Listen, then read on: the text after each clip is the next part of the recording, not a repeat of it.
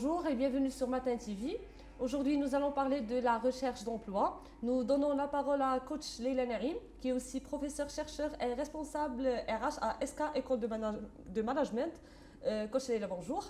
Bonjour Nabila. Bienvenue sur Matin TV. Merci bien. En fait, je tenais quand même à vous féliciter pour le concept et pour franchement l'initiative.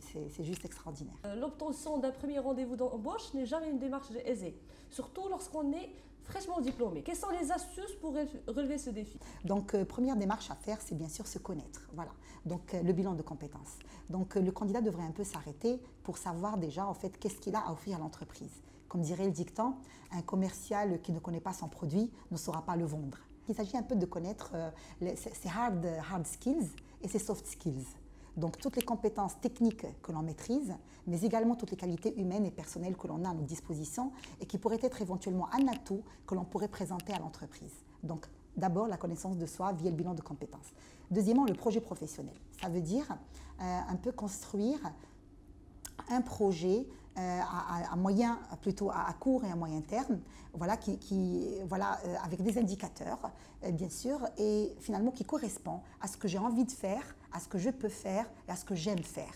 Voilà, c'est très important de savoir où est-ce que je voudrais aller et où est-ce que je serais heureux d'être éventuellement. Donc, le projet professionnel. Alors ensuite, le ciblage. Vous savez qu'aujourd'hui, en fait, le marché du travail, il est, on va dire, assez pluriel et très diversifié. Donc, le candidat, il est à la limite, un peu à un moment donné, j'ai envie de dire, un peu perturbé, et puis il ne sait pas finalement, en fait, cibler quoi, ni comment. Donc, c'est simple. Il s'agit de faire, on va dire, une belle enquête sur les entreprises, et puis aller sur leur site, aller peut-être bien, en fait, dans les conférences, etc., pouvoir rencontrer leur DRH, le responsable, peut-être bien, en fait, opérationnel, etc., pour se faire une idée sur l'entreprise, le produit de l'entreprise, l'activité de l'entreprise et la culture d'entreprise. Et donc, je ne vais cibler dans un marché que les entreprises qui, de par leurs activités, de par leur culture d'entreprise et de par, on va dire, le produit et la façon de travailler, correspondent à ma personnalité, correspondent à ce que j'ai envie de faire et comment j'ai envie de le faire. Et donc, ça va leur faire peut-être en fait un ciblage, on va dire, assez profond dans le marché.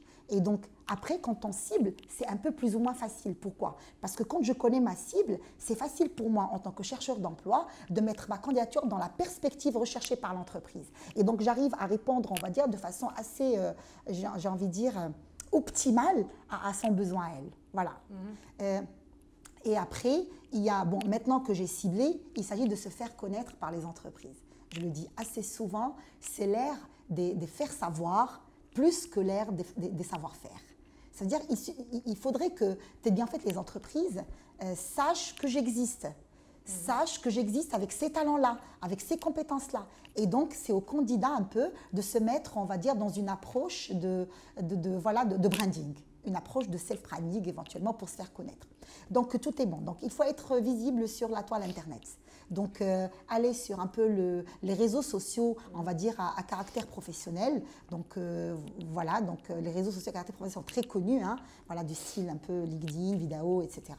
Donc, pourquoi pas carrément, en fait, échanger, on va dire, un contenu sur le web ou alors être soi-même un créateur de contenu sur le web via les blogs et donc créer son propre blog, bien sûr, et puis créer un peu l'interactivité sur son blog. Donc, ça va faire qu'il serait visible par les recruteurs, bien évidemment. Voilà, donc se mettre, on va dire, là où le réseau qui m'intéresse y est. Par exemple, ne pas hésiter à aller aux after-work, ne pas hésiter à aller aux conférences, assister aux conférences, ne pas hésiter à aller peut-être bien en fait aux meetings, au dating. C'est-à-dire que il faut aller là où je peux rencontrer du monde. Donc maintenant, je sais ce que j'ai, ce que j'ai à ma disposition. Je sais ce que ma cible voudrait. J'ai pu localiser ma cible. Maintenant, il s'agit bien sûr de se préparer pour séduire ma cible. Vous avez parlé de séduire son recruteur. Absolument. C'est-à-dire que le candidat doit tout faire pour gagner la confiance du recruteur. Absolument. Sur ce volet-là, j'ai envie de vous poser la question, comment faire pour gagner le recruteur quand on est dans un entretien téléphonique? Oui. Alors c'est vrai que l'entretien téléphonique présente d'autres spécificités. C'est pas un peu le cas de l'entretien, on va dire face-to-face.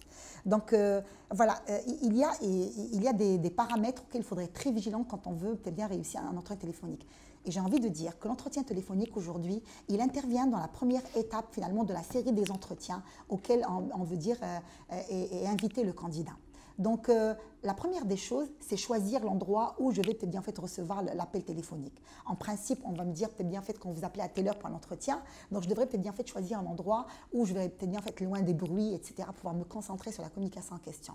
Deuxièmement, l'entretien téléphonique, il se prépare. C'est-à-dire, il ne se prépare pas de la même manière que l'entretien face-to-face, mais il se prépare quand même. C'est-à-dire, on va dire, sur la base du contenu, éventuellement à échanger, sur la base des idées que j'ai à mettre en valeur et qui me concernent, sur la base aux questions que j'ai aussi envie de poser aux recruteurs. Donc, je devrais absolument avoir une feuille de route devant les yeux quand je suis en plein entretien téléphonique et que je pourrais peut-être bien fait regarder un peu les idées, c'est-à-dire les idées que j'ai bien sûr à partager avec le recruteur.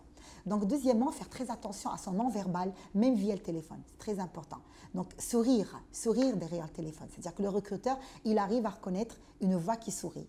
Et ça pourrait créer, on va dire, un impact de sympathie. Il pourrait sympathiser parce qu'on a une voix agréable, parce qu'on a une voix qui est motivée, une voix qui crée de l'énergie et qui fait passer. Tous les postes. Pour tous les postes, voilà. Donc, sourire au téléphone sans éventuellement, c'est pas rire, mais c'est sourire au téléphone. C'est-à-dire pour faire passer, on va dire, c'est ça,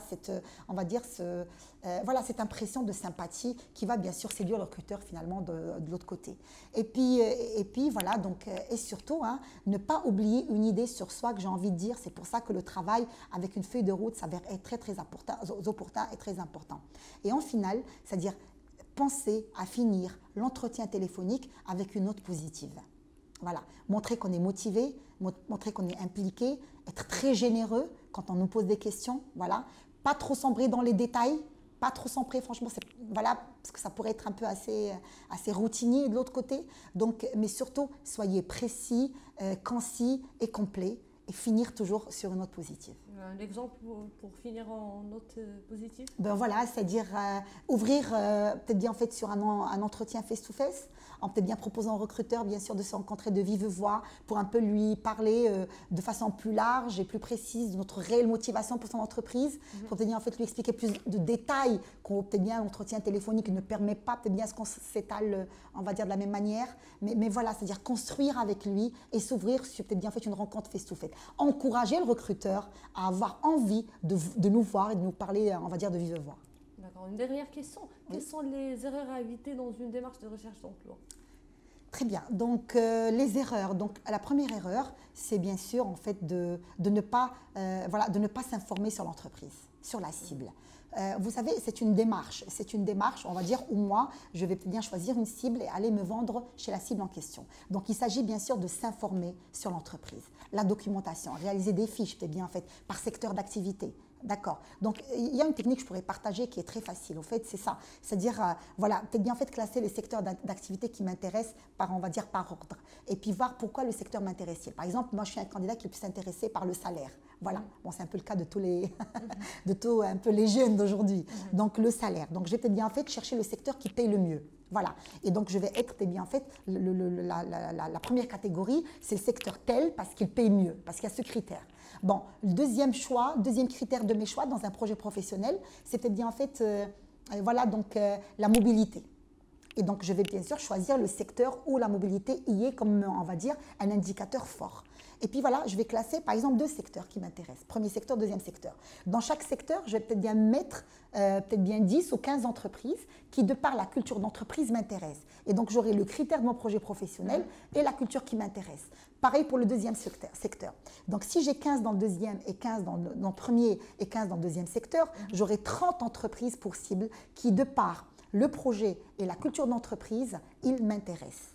Et donc, je vais bien sûr, on va dire, voilà, donc attaquer, j'ai envie de dire, 30 entreprises. Sur les 30 entreprises, j'ai quand même, on va dire, 30 chances d'être bien sûr interpellé par 1 ou 2 entreprises. Voilà, il faut optimiser ces chances. C'est très important. Et donc, ne pas se limiter à 1 seule ou 2 entreprises. Deuxièmement, ça ne s'improvise pas. Une démarche de recherche d'emploi ou alors d'entretien d'embauche, elle ne s'improvise pas. Ce n'est pas parce que je suis bon en langue française que je peux me permettre d'aller comme ça à n'importe quel entretien d'embauche et puis me présenter aux entretiens. Ben non, c'est une démarche qui se prépare mentalement, qui se prépare intellectuellement et qui se prépare physiquement. j'ai besoin de toute l'information qu'il faut, j'ai besoin du mental pour assurer l'entretien d'embauche et j'ai besoin aussi, on va dire, de mon physique éventuellement pour m'aider aussi à être au top ce jour-là. Voilà. Donc c'est mon deuxième conseil et j'ai envie franchement de finir sur ça. Ça ne s'improvise pas, la démarche ne s'improvise pas, elle se prépare et donc il faut aussi s'y préparer. Coach Leila, merci pour toutes ces explications. Merci à toi. Merci à vous et je vous retrouve très très vite sur Matin TV.